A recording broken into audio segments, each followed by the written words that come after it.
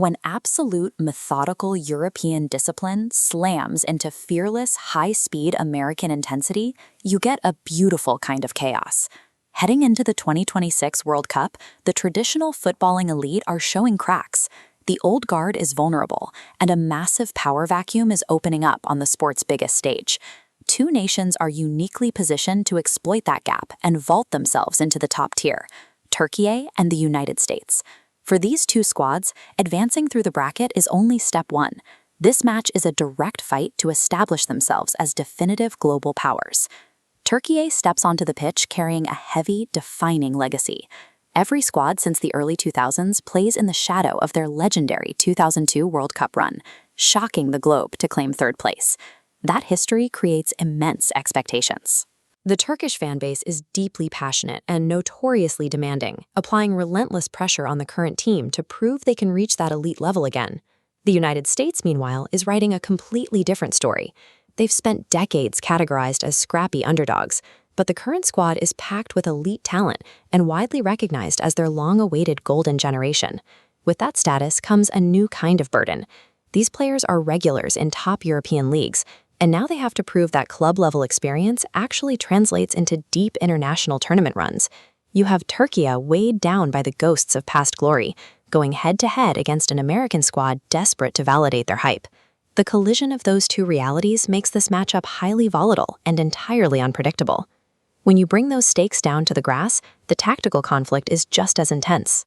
Türkiye builds their game plan on control, with a highly structured defensive block, keeping midfielders tightly synchronized to choke off passing lanes. The moment they win the ball, that structure expands, transitioning into a wide passing web to hold possession and suffocate the opposition. The United States attacks that very structure with the exact opposite philosophy. They rely on relentless, high-speed aggression. Their system is built around a punishing high press. Attackers swarm deep-lying playmakers at full sprint, aiming to shatter that organized midfield before it sets up.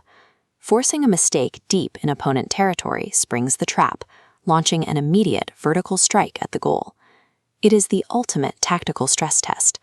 Methodical, geometric control, testing itself against raw, chaotic physical disruption.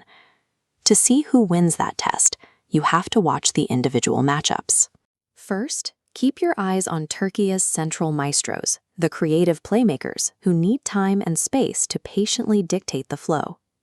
They are going to be hunted by the American wingers, who use blazing, fearless pace on the flanks to stretch the field and exhaust defenders.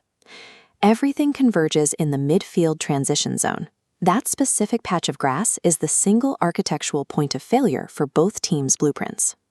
If Türkiye's central players secure that zone, they will completely neutralize the American speed.